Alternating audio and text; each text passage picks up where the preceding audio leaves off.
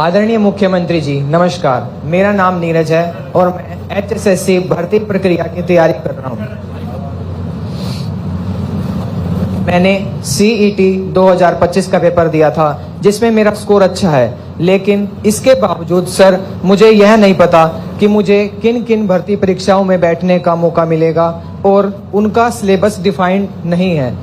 अतः मान्यवर, मेरी आपसे विनम्र प्रार्थना है कि एक लिस्ट जारी हो जिसमें CET पास अभ्यर्थी को यह पहले से ही पता हो कि उसको कौन कौन सी भर्ती में बैठने का मौका मिलेगा और उस भर्ती परीक्षा का पाठ्यक्रम स्पष्ट रूप से परिभाषित होना चाहिए। धन्यवाद।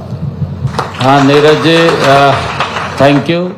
आपने जो कहा है कि पूरा जो CET का पेपर है, सबसे पहले तो मैं आप सबको बधाई भी देता हूँ। ये पहली बार हरियाणा के अंदर हुआ है। मैं तो ये देखता था अपनी आंखों के सामने, और बच्चे जब पेपर देने के लिए जाते थे तो क्या स्थिति होती थी। बसों की छतों के ऊपर चढ़े रहते थे, पीछे लटकते रहते थे, बारियों में खड़े, अंदर जगह नहीं मिलती थी बस के अंदर। बेटियों को बड़ी दिक्कत आती थी, एक्सीडेंट हो जाते थे कहीं। तो बहुत भारी CET का पेपर या न कोई पेपर देना होता था तो उसके लिए बड़ी मशक्कत हमारे यूथ को करनी पड़ती थी। हमने इसको नीरज जी बड़े सिस्टमेटिक ढंग से किया। आपने देखा है अब की बार हर बच्चे को हमने पूरा रोड मैप हरियाणा का तैयार किया और ट्रांसपोर्ट को इसमें लगाया। हमारे पुलिस विभाग के अधिकारी भी लगे, उनको भी कहा कि अगर कोई बच्चा सेंटर से छूट जाता है या गलत सेंटर में चला जाता है तो उसको अपनी गाड़ी में लेकर के उस सेंटर तक पहुंचाने की कृपालता करें। ये मैंने स्पेशल उनको कहा कि अच्छा होगा कि वो बच्चे इधर उधर ना घूमें। और उसका परिणाम जब हमने इसका पूरा रोड मैप तैयार किया तो एक बच्चे को भी दिक्कत नहीं आई। उसको गांव के अड्डे से लेकर के सेंटर और सेंटर से लेकर के उसके घर तक पहुंचाने का काम किया।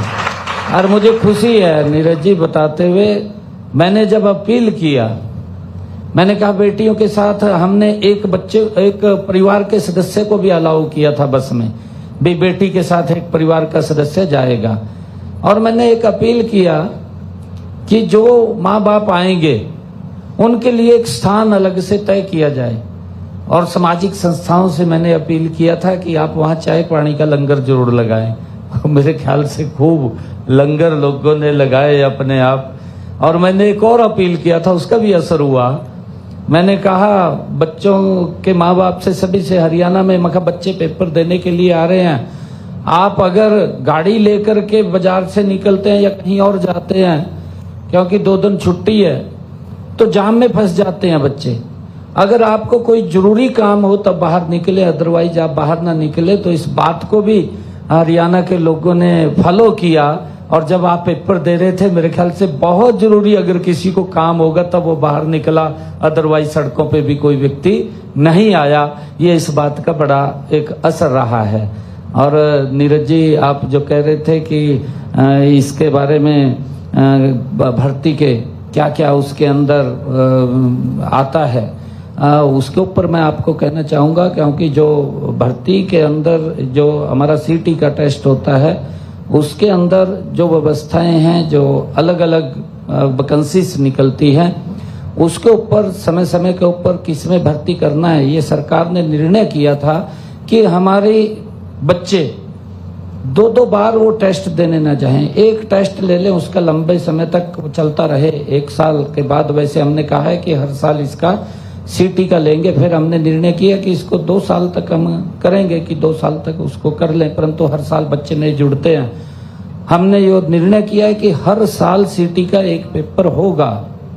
और अभी उसका पेपर हुआ, क्योंकि साल भर जितनी भी वैकेंसी आएगी आपको एक ही पेपर देना पड़ेगा, आपको 2 पेपर नहीं देने पड़ेंगे। एक मेन देते हैं, एक प्रीमियर पेपर जो देते हैं उसमें एक ही पेपर आपका मेन का रहेगा। और उस व्यवस्था को लेकर के हमने इसको किया है। और जो आपने कहा है नीरज जी कि इसमें कहाँ कहाँ नौकरी में हम अप्लाई कर सकते हैं, मेरे ख्याल जो हमारा स्टाफ सिलेक्शन कमीशन है उसके अंदर जितनी भी नौकरी निकलती है उसमें तो आप लोग सारे अप्लाई कर सकते हैं। जो हमारी स्टाफ सिलेक्शन कमीशन की जितनी भी नौकरी निकलती है और जो हरियाणा पब्लिक सर्विस कमीशन है उसके लिए भी हमने अलग से एक परीक्षा लेने की बात कही है कि इस पैटर्न के ऊपर अलग से अगर परीक्षा लें तो बच्चों को 2 चक्कर नहीं काटने पड़ेंगे।